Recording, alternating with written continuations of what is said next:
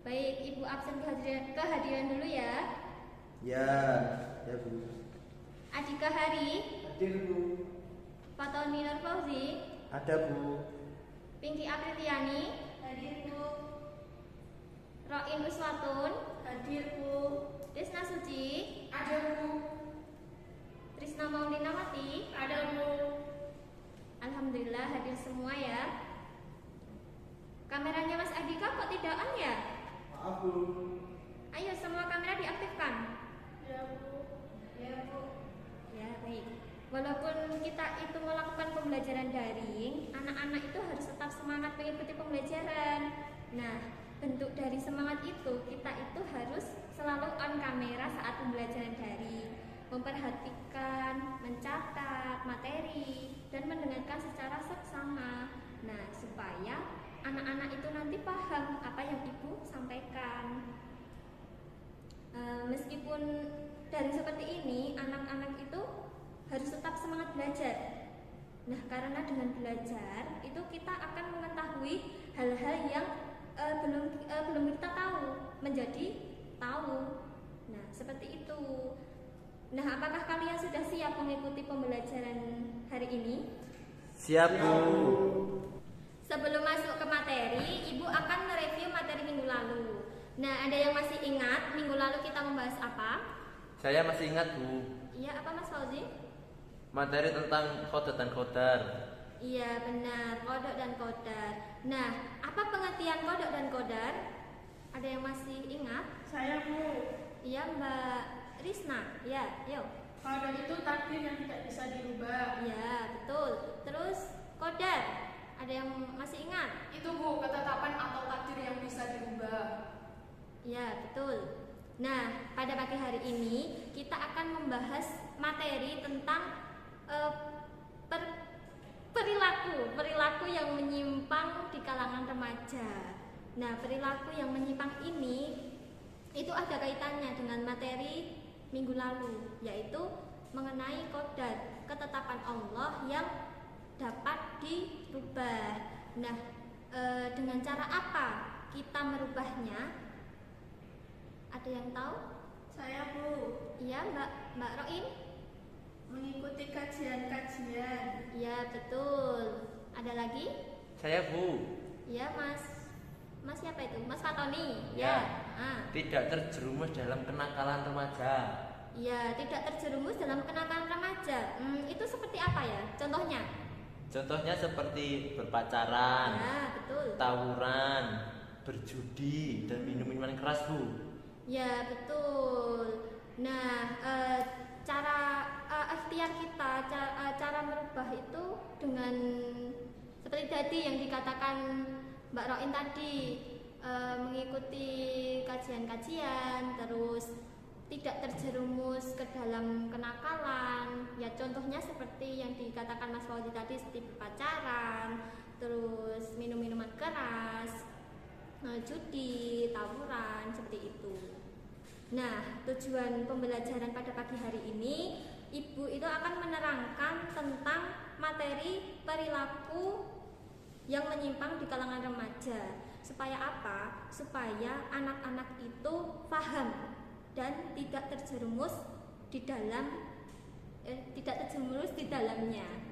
Gitu.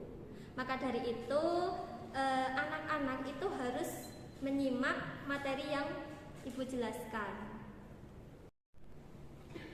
Baik anak-anak, sekarang kita masuk pada pengertian dari remaja. Pengertian dari remaja itu di mana masa transisi usia anak-anak sampai usia dewasa. Jadi masa transisi itu disebut dengan usia remaja. Biasanya usianya itu sekitar antara umur 12 sampai 18 tahun. Nah, biasanya di umur itu anak-anak itu sifatnya masih labil dan biasanya sering menolak akan sesuatu hal yang dianggapnya tidak masuk akal. Selanjutnya, Ibu mau tanya, di sini dari anak-anak tahu nggak ciri-ciri dari remaja? Dari mulai sifatnya atau perilakunya mungkin? Coba ayo. Suka Bentar anak-anak, satu-satu ya, satu-satu. Ayo dari Mas Fauzi apa? suka kepo Bu. Ya bener, suka kepo ya biasanya. Terus siapa lagi? Ya Mbak Indah. Anak suka halu Bu. Oh iya, imajinasinya terlalu tinggi ya. Terus lanjut, siapa lagi tadi? Saya Bu. Ya Mbak Risna. Egonya masih tinggi Bu. Oh iya betul sekali itu, egonya masih tinggi. Terus siapa lagi tadi? Mbak Desna ya? Apa Mbak Desna? Itu Bu, susah diatur. Susah diatur. Ada lagi? Saya Bu, Iya Mbak Roin. banyak maunya. Iya banyak maunya, benar sekali. Ada lagi yang tahu? Saya Bu. Ya Mas Atika. Ceroboh. Benar sekali itu paling benar sih ceroboh. Ya, di sini Ibu mau menjelaskan dari ciri-ciri yang udah anak-anak tadi sebutkan ya. Jadi beberapa ciri-ciri yang disebutkan anak itu tadi semuanya adalah benar. Jadi remaja itu memang pada dasarnya itu rasa ingin tahunya memang besar. Terus imajinasinya pasti sudah jelas tinggi sekali. Bahkan kalau di zaman sekarang ini kalian pasti menyebutnya dengan kata halu. Banyak kan dari siswa-siswa di sini yang sukanya halu? Ya Bu. Banyak. Ya Ibu bisa maklum itu. Nah, selain itu anak-anak pasti juga pernah mengalami di mana egonya juga masih tinggi. Kalian itu pasti susah untuk mengalah, atau jika ada perdebatan pasti maunya itu kalian pasti menang sendiri, dan itu sudah wajar menurut Ibu. Nah, kalian juga pasti sering kalau diberi perintah orang tua ataupun diberi perintah orang lain pasti sukanya juga membantah. Benar apa enggak? Benar. Nah, maka dari itu Ibu juga paham akan hal tersebut, karena masa remaja itu memang masa dimana labil-labilnya seorang anak. Nah, biasanya juga anak-anak itu pasti susah dalam menentukan pilihan. Kalau di zaman sekarang itu menyebutnya dengan kata pelin-pelan. Nah, biasanya mereka itu susah untuk menentukan suatu pilihan, dan mereka juga sukanya itu membantah, menentang, bahkan hingga berontak karena mereka tidak mau diatur. Jadi masa ini itu masa dimana anak-anak itu mencari jati dirinya sendiri, dimana mereka itu berkeinginan menjadi apa, berkeinginan cita-citanya jadi apa, dan itu semua tidak luput dari faktor lingkungan di sekitar. Jadi semisal kalau lingkungannya itu buruk, maka jati dirinya yang akan terbentuk juga akan buruk, juga akan jelek. Nah, tetapi kalau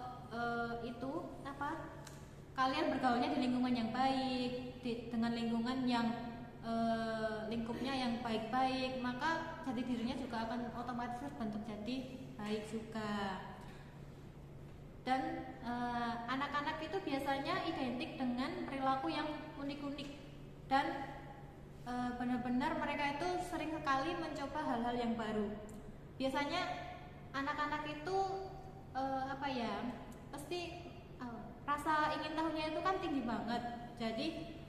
Jadi mesti ada aja hal yang ingin dilakuinya, padahal itu belum waktunya untuk melakukan hal tersebut. Dan mereka itu masih kurang tahu mana yang baik dan mana yang benar. Mereka biasanya cuma ikut-ikut aja.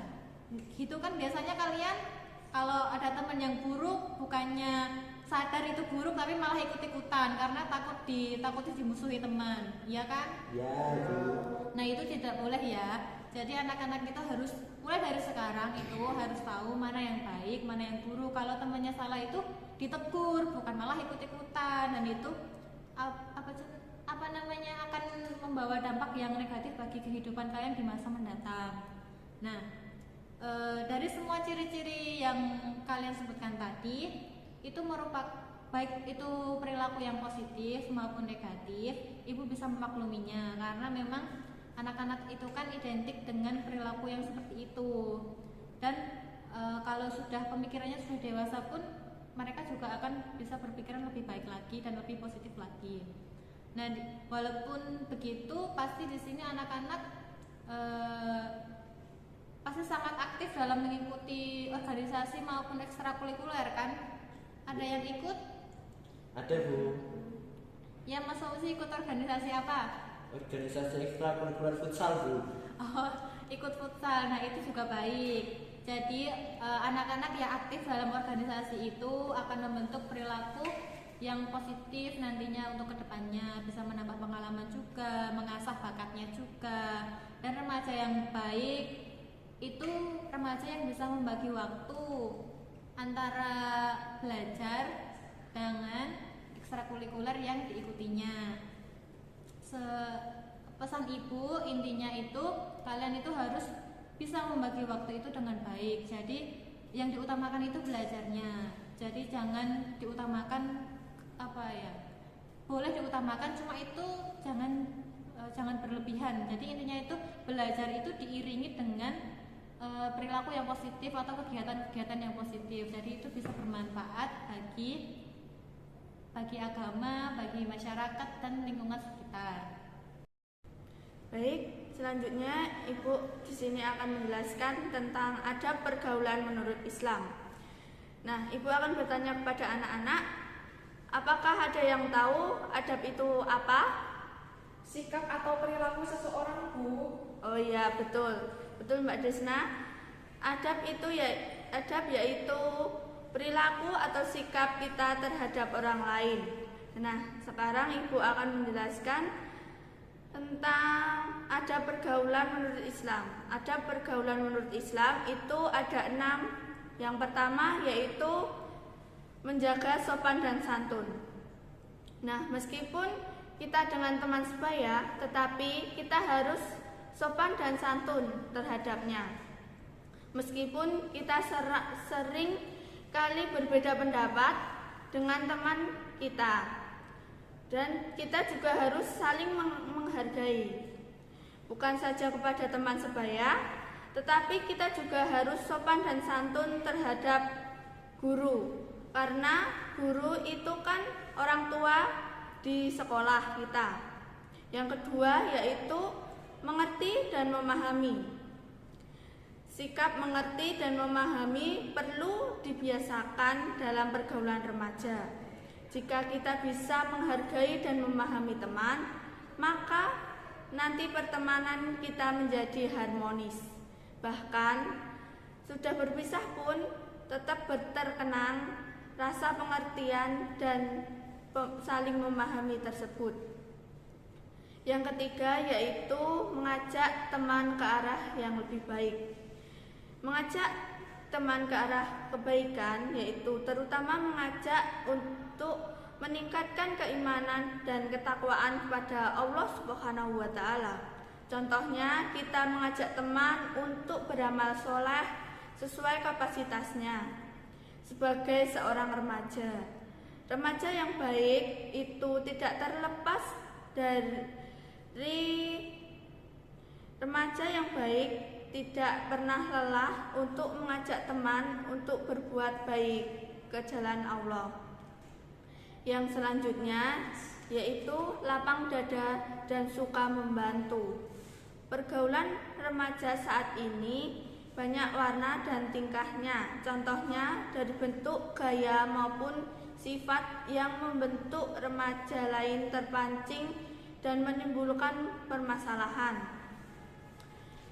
Maka dari itu, kita perlu adanya sikap lapang dada dan suka membantu sesama teman.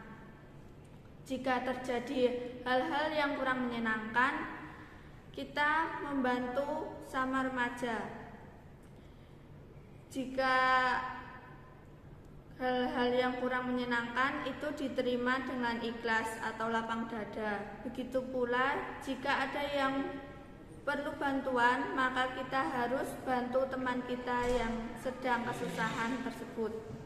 Yang kelima yaitu berlaku jujur dan adil. Di sini perilaku jujur dan adil sangat penting dalam pergaulan remaja. Kita sebagai remaja tidak boleh memilih teman dan pilih kasih terhadap teman, karena perbuatan itu akan merugikan diri sendiri. Maka kita sebagai remaja itu yang baik harus memiliki sikap jujur pikirannya, tenang dan jernih, dan remaja yang adil adalah sikap yang terarah tanpa ada sesuatu yang ditutup-tutupinya. Yang terakhir atau yang keenam yaitu berlomba-lomba mencari ilmu. Berlomba-lomba mencari ilmu maksudnya sebagai remaja itu harus mampu menghidupkan semangat dalam mencari ilmu, terutama ilmu agama. Dan dari sini remaja saling mengisi satu sama lain tentang keilmuan di bidang tertentu. Maka dari itu, kita berpeluang meraih prestasi bagi remaja. Baik anak-anak, materi selanjutnya tentang penyimpangan dalam pergaulan remaja. Pasti anak-anak tidak asing lagi dengan penyimpangan pergaulan remaja karena anak-anak itu termasuk di dalamnya. Anak-anak itu termasuk ABG. ABG itu apa sih? Anak baru gede. Anak baru gede. Jadi pasti anak-anak itu tahu tentang materi ini. Apa? Coba sebutkan. Penyimpangan dalam pergaulan bebas itu apa saja? Ayo, siapa yang tahu? Halo? Suara Bapak terdengar ya? Siapa yang tahu? Ya, saya. Apa, Mbak Risna?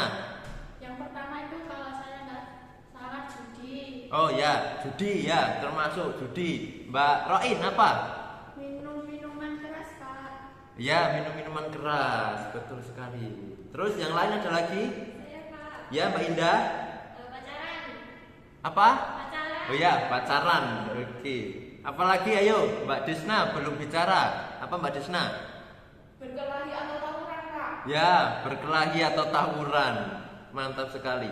Nah, sebelum kita masuk membahas satu persatu permasalahan yang anak-anak utarakan tadi, Bapak akan memberikan sedikit penjelasan bahwa penyimpangan dalam pergaulan remaja itu bukan hanya merugikan satu pihak, tapi pihak yang di sekitarnya pun akan ikut terjerumus di dalamnya.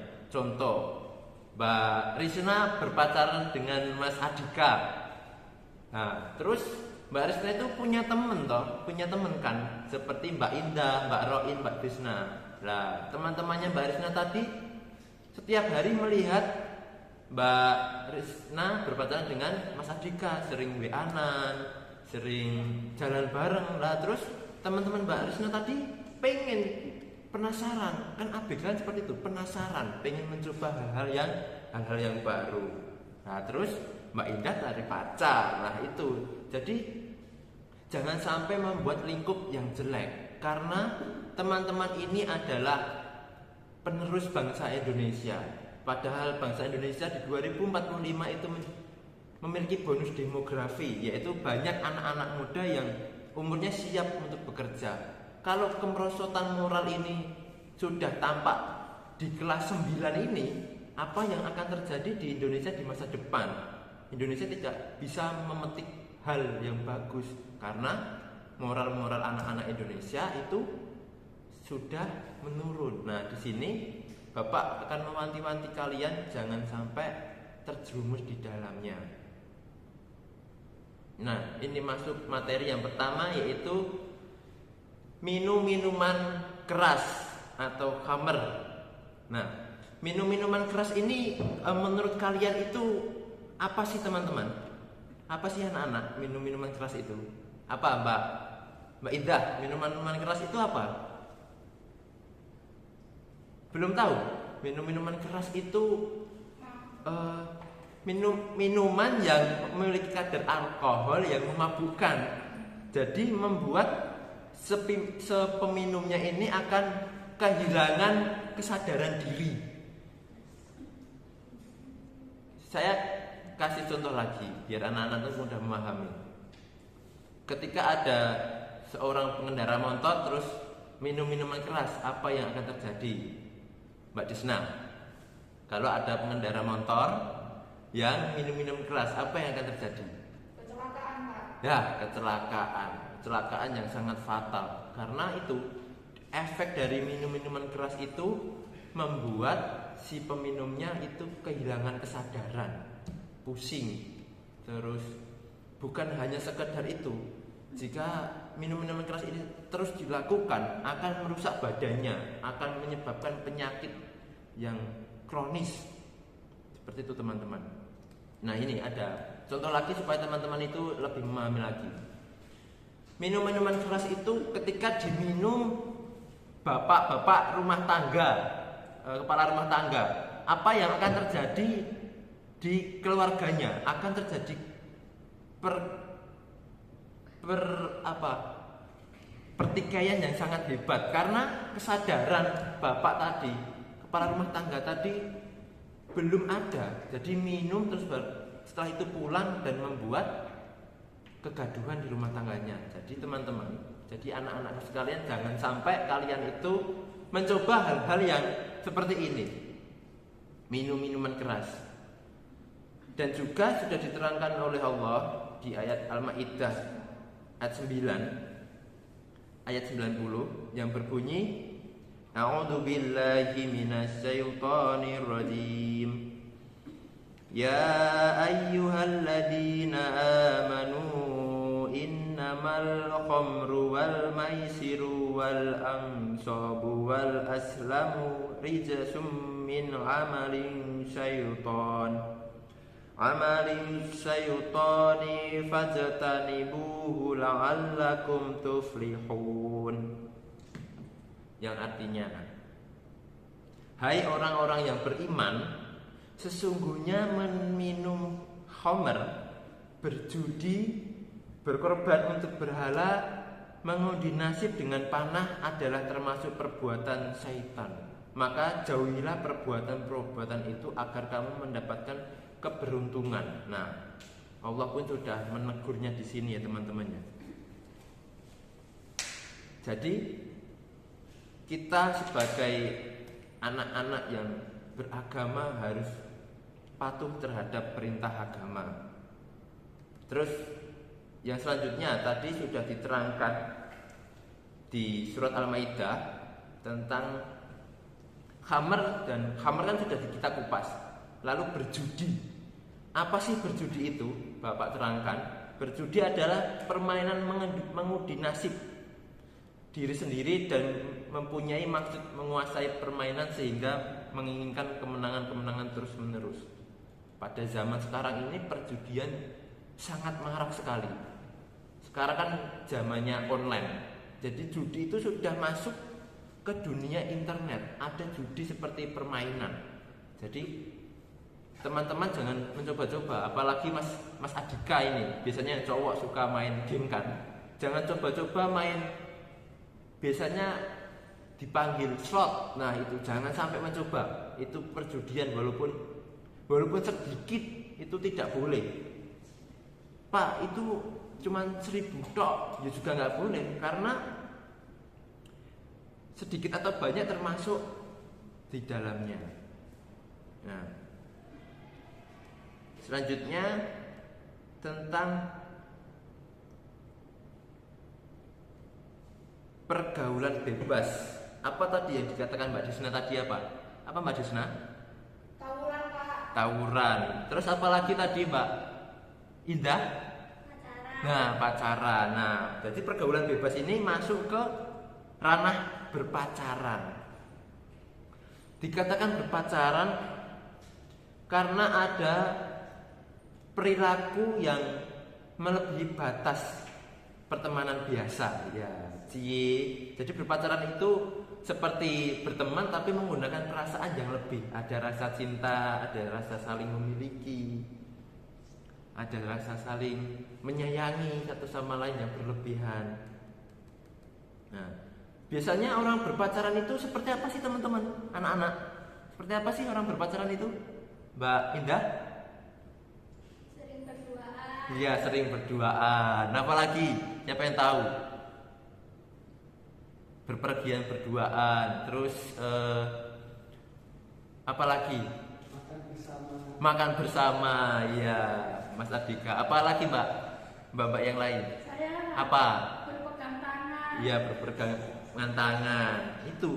Padahal Allah Subhanahu wa taala sudah menerangkan di sini di surat Al-Isra ayat 32. Wala taqrabuz zina innahu kana fahisatan wa sa'a sabila. Yang artinya janganlah kamu mendekati zina. Loh. Ini harus digarisbawahi dan janganlah kamu mendekati. Wow, mendekati aja tidak boleh apalagi mencoba-coba. Sekarang ada yang bilang, "Pak, ada pacaran syar'i." Pacaran agama itu tidak ada. Ini jangan kamu mendekati zina kok. "Pak, saya cuma TTM." Apa itu TTM, teman-teman? Anak-anak? Teman tapi mesra. Iya, teman tapi mesra. Apalagi itu anak-anak muda sekarang itu ada aja. Teman tapi mesra itu dua sama saja, sama seperti berpacaran zina tadi. Kan di sini diterangkan. Jadi manusia itu mencari alasan teman tapi mesra. Kata-kata ayat ini, janganlah kamu mendekati zina. Nah, sesungguhnya zina itu adalah sesuatu perbuatan yang keji dan sesuatu jalan yang buruk. Nah, efek dari berpacaran ini juga sangat buruk ya kawan-kawannya, teman-temannya. Karena anak-anak kan sudah kelas 9, tidak menjadi omongan lagi karena kelas 9 itu seringkali kebobolan. Maksud dari kebobolan apa? Hamil di luar nikah. Nah, itu kan seringkali di SMP kelas 9 mau lulus, mau UN atau di SMA kelas 12 itu pasti dari teman-teman itu ada yang satu yang kecolongan. Nauzubillah min dzalik. Ya Allah, jangan sampai ini kelas bapak ampu ini jangan sampai seperti itu ya. Ya, siapa yang pacaran di sini? Bukan saya yang penting. Ya, nggak ada ya, insya Allah nggak ada, jangan sampai. Jadi teman-teman itu yang perempuan khususnya Mbak Risna, Mbak Indah, Mbak Desna dan lain-lain itu sangat dirugikan ketika pacaran ini terus membuat kehamilan di luar nikah. Karena ketika teman-teman nanti hamil itu kan tidak bisa melanjutkan sekolah. Terus keluarga kalian itu tercoreng namanya.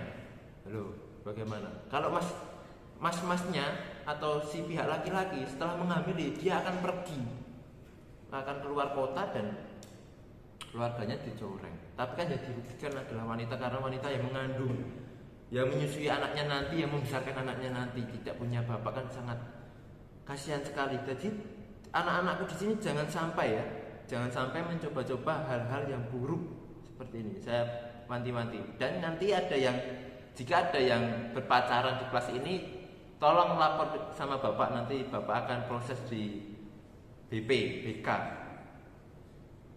Nah, selanjutnya itu tentang apa tadi Mbak Desna tadi apa ya?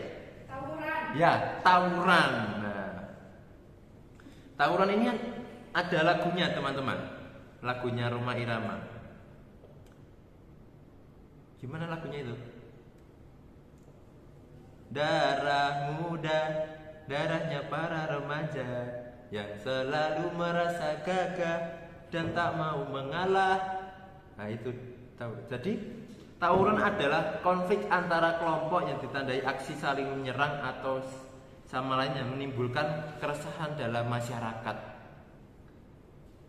Karena remaja itu dalam proses mencari jati diri. Jadi seringkali meluapkan emosinya, pengen menang sendiri, pengen diakui, tapi menggunakan cara yang salah, dengan cara tawuran, biar dia dikatakan jagoan.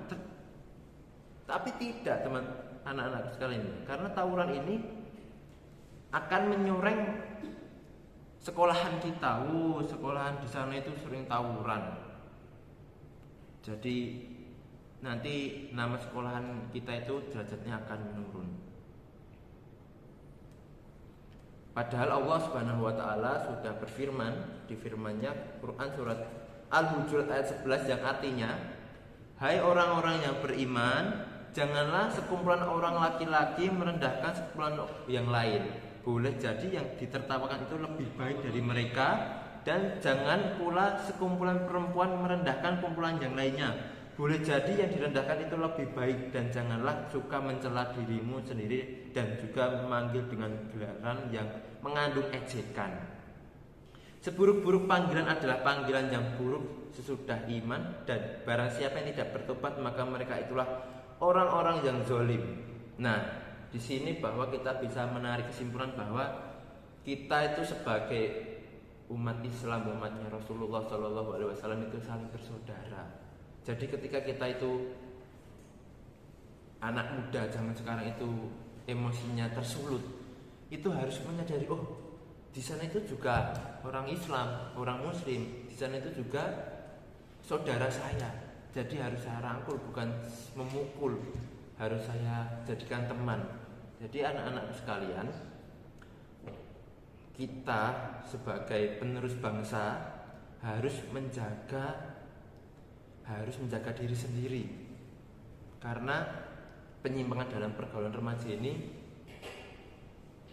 banyak sekali yang sudah terpapar, apalagi sekarang ini di akhir zaman ini. Jadi semoga anak-anakku sekalian setelah pelajaran ini memiliki kesadaran bahwa pergaulan bebas harus dicegah.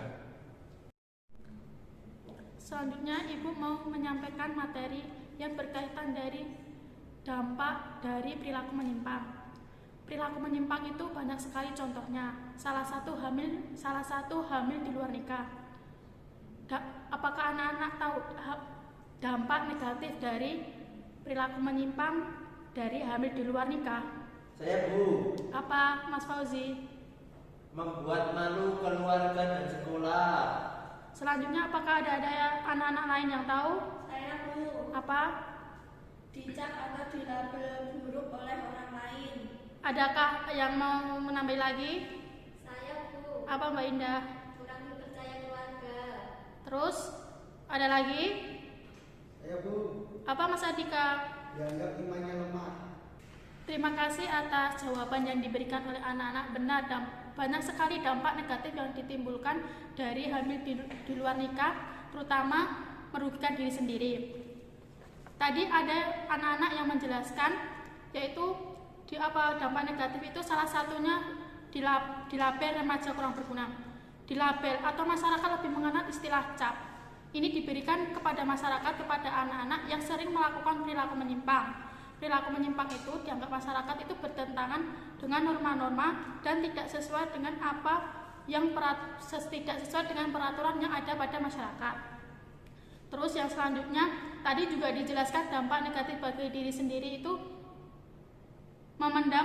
mempermalukan orang tua dan sekolah. Hamil di luar nikah ini otomatis secara tidak langsung mempermalukan orang tua, karena tidak jelas asal anak itu dari mana, dan itu juga mencoret nama sekolah. Selanjutnya dianggap imamnya lemah. Kenapa dianggap imamnya lemah? Karena pemahaman terkait agamanya itu masih kurang, atau hanya sekedar tahu tanpa lebih mendalami. Ada beberapa cara untuk menghadapi masalah berkaitan dengan hamil di luar nikah ini bagi diri sendiri.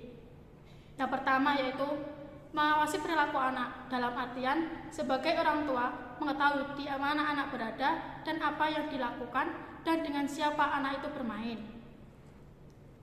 Selanjutnya, memberikan bimbingan konseling jika ada pada di lingkungan sekolah. Selanjutnya materi yang selanjutnya yaitu dampak negatif dari perilaku menyimpang tawuran. Yang pertama tadi kan contohnya perilaku menyimpang dari hamil di luar nikah tapi yang merugikan diri sendiri. Tapi yang selanjutnya ini dampak negatif dari perilaku menyimpang tawuran bagi orang lain dan juga bagi lingkungan. Apakah ada anak-anak yang tahu dampak yang ditimbulkan dari tawuran yang merugikan diri sendiri, yang merugikan orang lain atau lingkungan? Siapa, ada yang tahu? Saya, Bu. Ya, Mbak Pinky. Apa Mbak Pinky? menyimpang dari norma-norma masyarakat dan agama. Selanjutnya, Saya Bu, oh ya Mas Fauzi silakan. membuat sedih kedua orang tua. Kurang keras Mas Fauzi. Membuat sedih kedua orang tua Bu. Oke. Selanjutnya, apakah ada anak-anak lagi yang mengetahui dampak negatif dari perilaku tawuran yang merugikan orang lain dan juga lingkungan masyarakat? Saya Bu, Apa Mbak Desna? merusak nama lingkungan. Adakah ada lagi? Saya Bu, Apa Mbak Roin? orang lain takut pada mereka karena takut dipengaruhi Bu. Terus adakah lagi? Oke, kalau sudah tidak ada, Ibu mau menjelaskan sedikit yang dijelaskan tadi anak-anak ya. Banyak sekali dampak yang ditimbulkan dari tawuran yang merugikan orang lain bahkan masyarakat. Salah satunya memberikan ketidaknyamanan orang lain. Memberikan ketidaknyamanan dalam artian ini, setiap taruhan pasti melibatkan banyak orang, tidak hanya satu atau dua orang, bahkan lebih. Secara tidak langsung, tawuran itu membuat ketidaknyamanan dalam kehidupan bermasyarakat karena merusak fasilitas umum. Contoh dari merusak fasilitas umum tadi, semisal itu ada warung di pinggir jalan, secara tidak langsung tawuran itu merusak fasilitas warung tersebut menjadi berantakan dan acak-acakan seperti itu. Kalau berkait selanjutnya saya menambahkan sedikit tentang yang dijawab Mbak Pinky tadi, yaitu menyimpang dari norma-norma masyarakat dari agama. Norma sendiri adalah aturan atau kaidah yang dijadikan tolak ukur untuk menilai sesuatu. Tawuran ini bagi Ibu itu melanggar salah satu norma, yaitu salah satunya norma kesopanan.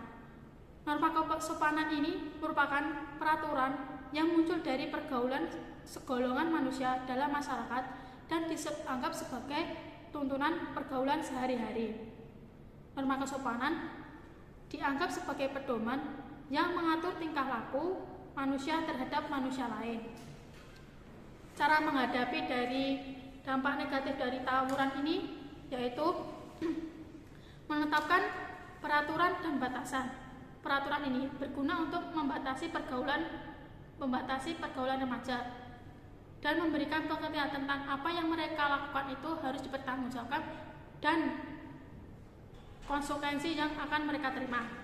Yang selanjutnya yaitu cara menghadapinya itu orang tua harus meluangkan waktu untuk anak. Misal orang tua selalu sharing kepada anak terkait kegiatan anak selama di sekolah atau di luar sekolah atau bahkan di luar pantauan orang tua.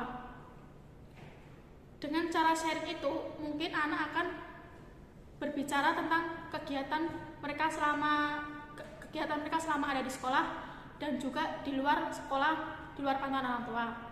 Dengan begitu orang tua dapat memberikan sedikit motivasi dan juga nasihat untuk membentuk kepribadian anak untuk menjadi orang yang lebih baik. Cara mengatasi yang selanjutnya yaitu lebih mengajarkan ilmu agama atau lebih mendekatkan diri kepada Allah. Mengajarkan ilmu agama ini biasanya anak itu sudah mendapatkan pendidikan yang berkaitan dengan agama itu sejak dini. Akan tetapi pendidikan agama yang mereka peroleh di sekolah itu biasanya hanya sekedar hanya pemahaman dan pengetahuan tanpa adanya praktek.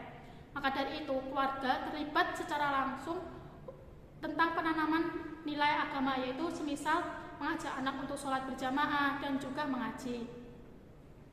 Yang selanjutnya membuat peraturan tegas. Membuat peraturan tegas itu dalam artian di mana peraturan itu ditaati oleh semua orang. Peraturan itu dipatuhi oleh semua orang. Maka dari itu peraturan itu memberikan efek jera bagi para orang, terutama pada tindakan tawuran ini. Baik anak-anak, selanjutnya yaitu materi tentang hikmah akhlak terpuji dalam pergaulan remaja. Apakah anak-anak ada yang tahu apa itu hikmah akhlak terpuji dalam pergaulan remaja? Saya Pak, Iya Mas Fauzi. dapat melaksanakan perintah Allah dan menjauhi larangannya. Yang lain? Saya Pak, Ya Mbak Rain. Lebih hidup tenang dan tentram. Ada yang lain lagi? Saya Kak, jauh dari kemaksiatan. Ada yang lain lagi? Saya Kak, dapat kepercayaan yang baik. Apakah masih ada yang lain? Ada Pak saya, Ya Mas Fauzi. meneladani sifat Rasul. Baik, itu tadi adalah beberapa hikmah akhlak terpuji dalam pergaulan remaja. Di sini Bapak akan menyimpulkan apa saja hikmah akhlak terpuji dalam pergaulan remaja. Yang pertama yaitu dapat melaksanakan perintah Allah dan menjauhi larangannya. Yang kedua, meneladani sifat Rasul yang memiliki akhlak mulia. Yang ketiga, hidup lebih tenang dan tentram. Yang keempat, jauh dari kemaksiatan. Yang kelima, dapat kepercayaan yang baik. Dan yang terakhir, patut menjadi teladan di masyarakat. Baik anak-anak, barusan sudah Bapak sebutkan 6 hikmah akhlak terpuji dalam pergaulan remaja, yaitu salah satunya dapat melaksanakan perintah Allah dan menjauhi larangannya. Hal ini dalam melaksanakan perintah Allah sudah dijelaskan dalam Al-Quran, yaitu salah satunya perintah untuk menjaga perdamaian. Sedangkan dalam menjauhi larangannya, yaitu salah satunya juga menjauhi larangan berbuat zina. Selain itu, hikmah yang kedua yaitu jauh dari kemaksiatan. Ketika diri kita mempunyai akhlak terpuji dalam pergaulan, maka anak-anak dapat dipastikan akan jauh dari kemaksiatan. Yang terakhir atau hikmah yang terakhir yaitu dapat kepercayaan yang baik. Hal ini dapat diperoleh oleh anak-anak yang memiliki akhlak terpuji di dalam masyarakat karena dari akhlak yang anak-anak semua miliki. Hal ini akan mendapatkan kepercayaan yang baik dari masyarakat. Itulah anak-anak, sudah banyak sekali yang Ibu jelaskan mulai dari pengertian, ciri-ciri ataupun karakteristik dari seorang remaja, kemudian contoh bentuk perilaku menyimpang di kalangan remaja, lalu dampak negatif dan cara mengatasinya.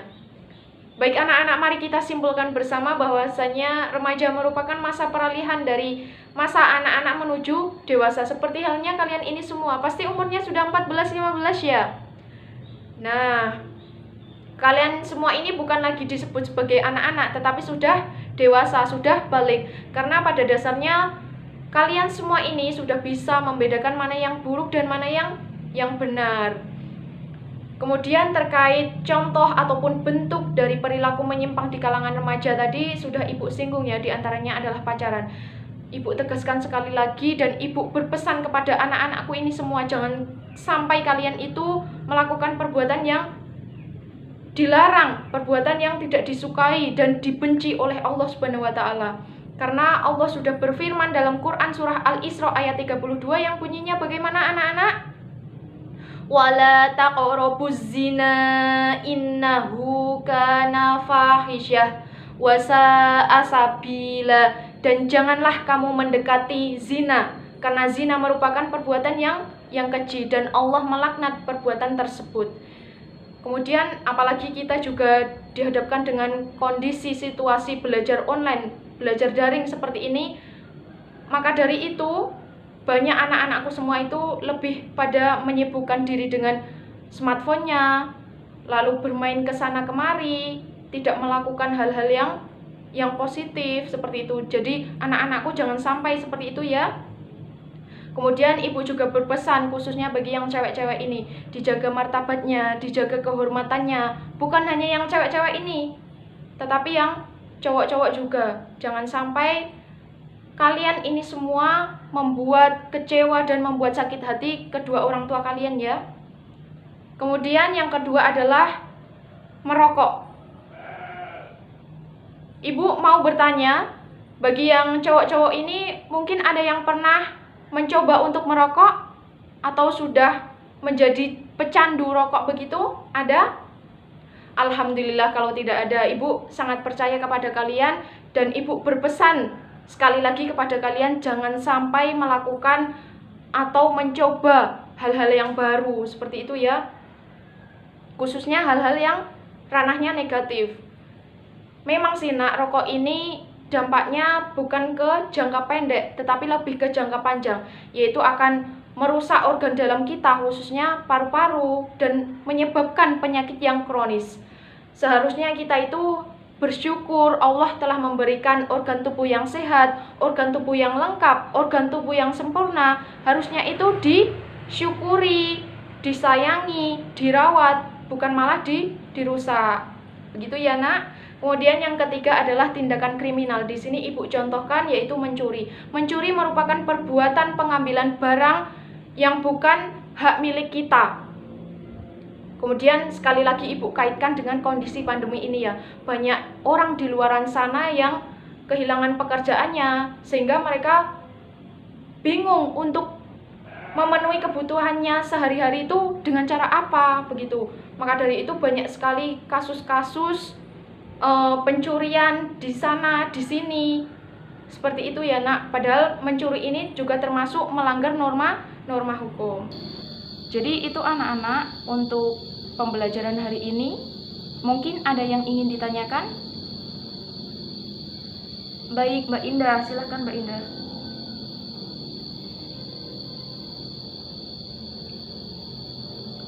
Oke Mbak Indah, jadi pertanyaannya, faktor-faktor apa yang menyebabkan remaja itu mengalami penyimpangan begitu ya Mbak Indah?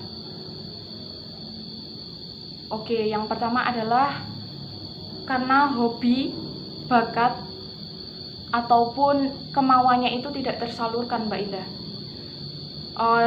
Misalkan di sini Ibu contohkan yaitu Mas Randy. Di sini ada yang namanya Mas Randy? Tidak ada? Baik, Ibu contohkan Mas Randy saja ya. Jadi Mas Randy ini memiliki hobi yaitu pencak silat. Kemudian Mas Randy meminta izin kepada kedua orang tuanya untuk ikut salah satu organisasi pencak silat. Tetapi orang tuanya tidak mengizinkan Mas Randy karena dikhawatirkan atau orang tua itu khawatir dengan mengikuti organisasi ini Mas Randy akan melakukan perbuatan yang kurang baik, yaitu melakukan perkelahian, kemudian bertengkar ataupun tawuran seperti itu. Nah, karena orang tua dari Mas Randy ini tidak mengizini Mas Randy untuk ikut organisasi tersebut, maka Mas Randy pastinya akan menghalalkan segala cara untuk mendapatkan apa yang diinginkan oleh Mas Randy. Padahal karena untuk ikut organisasi pencak silat itu kan pasti tidak gratis kan, bayar kan. Nah, itu pasti Mas Randy akan melakukan segala cara bagaimana ya saya bisa mendapatkan uang untuk menyalurkan hobi saya gitu. Pasti Mas Randy bingung. Padahal untuk anak SMP seperti kalian ini ya, itu untuk kerja di pabrik padahal belum memiliki ijazah SMP. Jadi ijazah kalian masih SD kan? Itu pasti tidak bisa untuk bekerja di pabrik. Kemudian untuk bekerja yang lainnya, kerja apa kan ijazahnya masih SD, pasti sulit ya. Kemudian karena sulit mendapatkan pekerjaan, malah justru Mas Randy ini melakukan tindakan kriminal, yaitu mencuri. Naudzubillahimin dzalik. Jangan sampai ya anak-anakku semua. Kemudian yang kedua adalah kurangnya tata nilai serta norma, khususnya yaitu norma agama. Jadi sebagai orang tua adalah madrasah pertama bagi anak-anaknya. Harusnya adalah menanamkan nilai-nilai agama, pendidikan agama kepada anaknya sejak dini, agar setelah beranjak dewasa anak tersebut bisa membedakan mana yang baik dan mana yang buruk, bisa membedakan mana perbuatan yang dibenci oleh Allah dan mana perbuatan yang disayangi oleh Allah. Kemudian yang ketiga, yang terakhir adalah karena ketidakharmonisan atau pertengkaran antara keluarga. Itu merupakan sesuatu yang menyebabkan remaja itu melakukan perbuatan yang menyimpang anak-anak. Padahal keluarga itu ibarat rumah ya anak-anak. Rumah itu merupakan tempat kita berteduh karena ada genteng, ada atapnya. Apabila panas kita tidak kepanasan, apabila hujan tidak kehujanan, seperti itu ya. Dan rumah itu membuat kita damai, membuat kita tentram, membuat kita nyaman. Kemudian keluarga merupakan tempat kita untuk mencurahkan hati, kemudian tempat untuk meminta pendapat, seperti itu ya anak-anak. Jadi keluarga itu merupakan prioritas utama, faktor utama bagi anak-anaknya, seperti itu. Mungkin ada yang ingin ditanyakan lagi? Baik, kalau tidak ada mengenai penugasan, silahkan anak-anak nanti mengerjakan soal-soal yang akan ibu berikan. Nanti ibu akan share lewat WA group, yaitu link berupa Google Form. Di situ ada soal-soalnya, silahkan anak-anak nanti tinggal menjawab saja, tinggal diklik saja ya. Itu untuk pengirimannya paling lambat pukul 9 malam ya anak-anak. Oke. Oh iya anak-anak, nanti silahkan anak-anak juga mengisi angket ya. Itu nanti bentuknya juga link Google Form, silahkan anak-anak tinggal klik saja sesuai dengan pribadi anak-anak. Enaknya untuk pengiriman angket ini paling lambat kapan ya anak-anak? Oke, besok ya. Oke, besok ibu tunggu sampai jam 9 malam. Jangan lupa ya diisi, cuma mengeklik saja. Kemudian terkait penilaian keterampilan, silahkan anak-anak nanti mengkreasi poster, membuat poster sesuai dengan pembelajaran kita hari ini, yaitu dengan tema menghindari perilaku menyimpang di kalangan remaja. Begitu, ada yang ingin ditanyakan? Iya Mbak Pinky? Oh iya, nanti digambar saja ya, ditulis tangan, dibuat sekreatif kalian sebagus mungkin. Kemudian bagi anak-anak yang bakat menggambar, dibuat yang baik, dibuat yang bagus. Begitu ya. Untuk pengumpulannya nanti akan ibu share link Google Form. Silahkan anak-anak nanti kumpulkan melewati link tersebut. Ibu beri waktu untuk pembuatan poster ini 1 minggu. Ini hari Kamis, berarti hari Rabu ya, hari Rabu pukul 23.00 atau 11 malam itu dikumpulkan paling lambat, seperti itu. Begitu ya anak-anak. Ada yang ingin ditanyakan? Baik, kalau tidak ada, nanti kalau anak-anak ingin bertanya lagi terkait materi yang masih belum bisa dipahami atau mungkin bertanya terkait penugasan, silahkan anak-anak nanti tanyakan melewati WA group saja ya. Baik. Oke anak-anak, untuk pembelajaran berikutnya kita akan membahas mengenai bagaimana adab berjalan, kemudian bagaimana adab berpakaian, kemudian dan bagaimana adab makan dan minum. Seperti itu ya anak-anak, silahkan dipelajari, silahkan belajar, semangat terus, jangan lupa jaga kesehatan. Kemudian anak-anak ini semua juga sudah kelas 9, sebentar lagi lulus. Semoga yang ingin melanjutkan ke SMA, SMK, MA, atau mungkin mau ke pondok, semoga diterima sesuai dengan pilihannya ya anak-anak. Jangan lupa terus berdoa, terus berikhtiar, bersungguh-sungguh. Kemudian ibu berpesan kepada anak-anakku semua, buat orang tua anak-anak itu tersenyum karena prestasi kalian, dan bangga memiliki anak seperti kalian semua. Dan ibu akan bangga juga apabila anak-anakku semua ini akan sukses di kedepannya. Begitu ya anak-anak. Untuk pembelajaran hari ini mari kita tutup dengan hamdalah. Alhamdulillahirabbil alamin. Alhamdulillah. Baik, untuk pembelajaran hari ini ibu cukupkan. Sekian dari ibu. Wassalamualaikum warahmatullahi wabarakatuh.